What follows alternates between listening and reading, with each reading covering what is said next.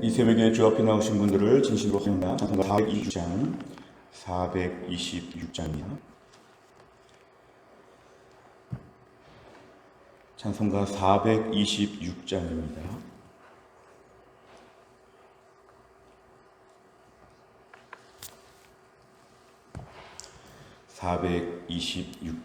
찬양 드리겠습니다. 이 죄인을 완전케 하시옵고 내 맘속에 영원히 거하소서.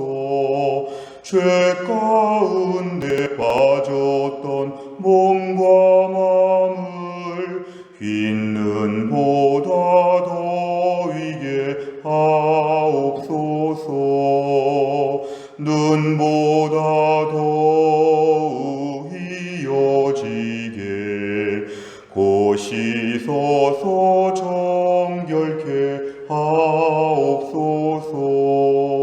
저 보좌에 앉으신 주 예수여, 이 몸 주께 드리니 받으소서.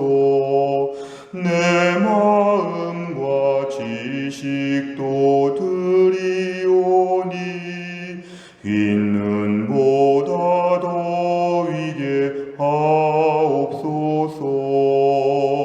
눈보다 더욱 이어지게 고시소서.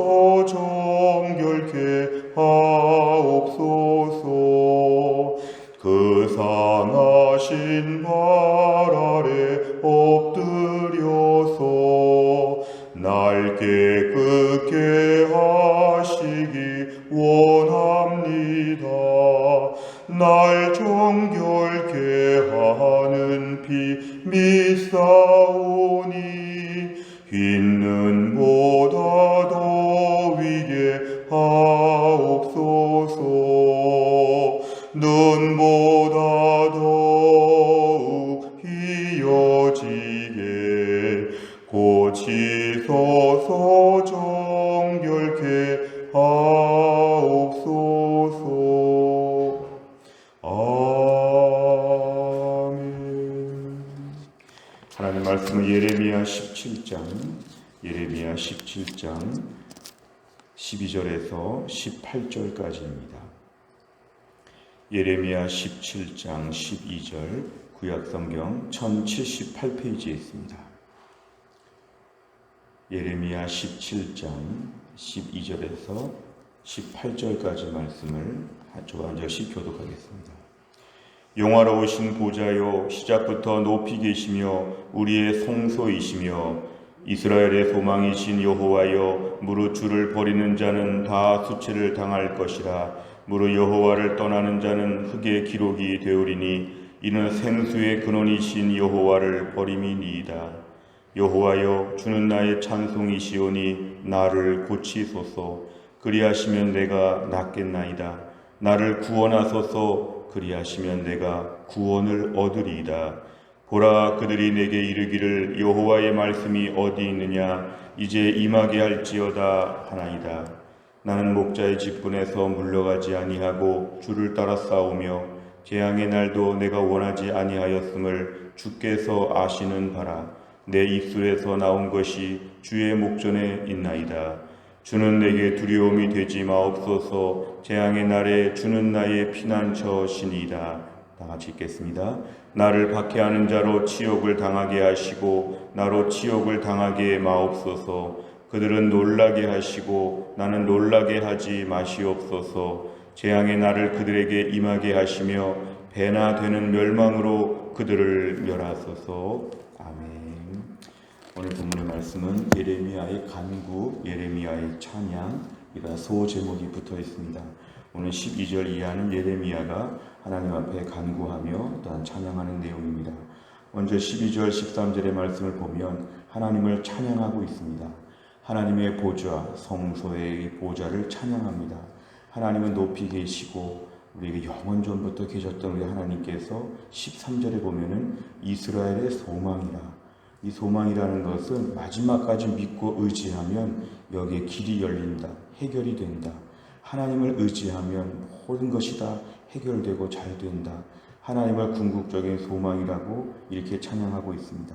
13절 중간에 보면 대신 하나님 대신에 다른 쪽 주를 버리는 자는 수치를 당하게 될 것이다.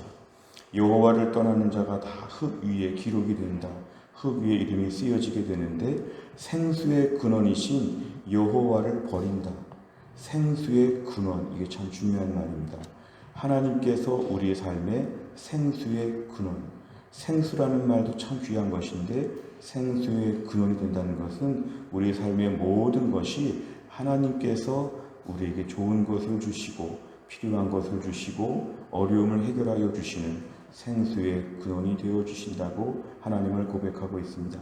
그래서 14절에 보면 하나님을 찬양합니다. 주님, 내가 주님 찬송합니다. 나를 고쳐주시고 나를 구원하여 주옵소서. 하나님을 전적으로 매달려서 고쳐주시고 낫게 하여 주시고 구원하여 주시고 하나님께 지금 의지하며 나아가고 있습니다. 오늘 15절 이하를 보면 이제 그들이 오늘 예레미야와 대조가 되는 대상입니다. 유다 백성들이 그들입니다. 유다 백성들은 그런 마음이 없습니다. 12절, 13절, 14절의 마음이 유다 백성들에게는 없습니다. 유다 백성들은 이렇게 말하죠. 15절에 여호와의 말씀이 어디 있느냐 이제 임하게 할지어다. 하나님 말씀이 어떻게 우리 가운데 이루어질 것인지 증거를 보여봐라. 하나님 말씀 믿지 못하겠다. 예레미야의 그 예언의 최후의 통첩 같은 회개의 메시지 앞에서 계속 거부합니다. 하나님 말씀에 좀 뭘 보여봐라.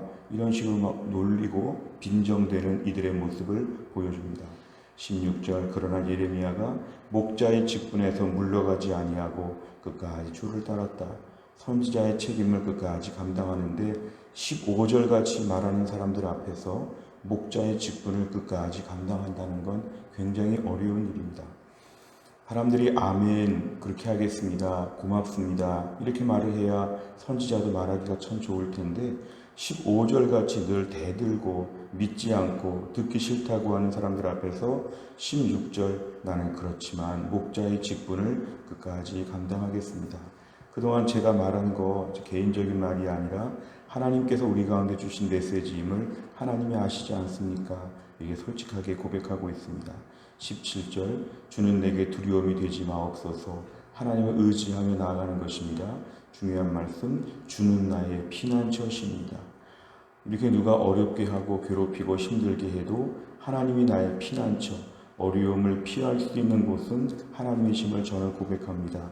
하나님만 의지하는 선지자의 매우 가련해 보이면서도 매우 분명하고 확실한 의지하는 모습을 보여줍니다. 18절 나를 박해하는 자는 하나님 치욕을 당하게 하여 주시고 나는 치욕을 당하지 않도록 하나님 도와주옵소서. 이 재앙의 날에 하나님께서 저를 도와주시고 이 모든 걸 거부하는 자들에게 하나님이 갚아주옵소서. 이렇게 지금 얘기하고 있습니다. 내용 관찰을 보시면 첫째, 예레미야는 하나님을 어떤 분으로 고백합니까? 12절에서 14절까지 예레미야의 신앙 고백이자 하나님을 찬양합니다.